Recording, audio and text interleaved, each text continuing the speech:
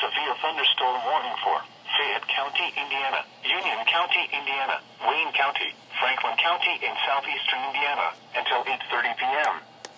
At 7:51 p.m., severe thunderstorms were located along a line extending from 6 miles northeast of New Castle to 6 miles northwest of Greensburg, moving east at 40 miles an hour. Hazard, 60 miles an hour wind gusts. Source, radar indicated. Impact, expects damage to roofs, siding, and trees.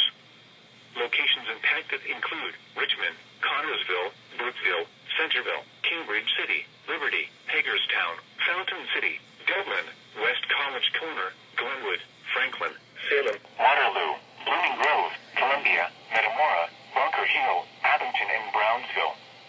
This includes Interstate 70 in Indiana between mile markers 134 and 156. For your protection, move to an interior room on the lowest floor of a building. To report severe weather, go to our website at weather.gov/ILN and submit your report via social media when you can do so safely.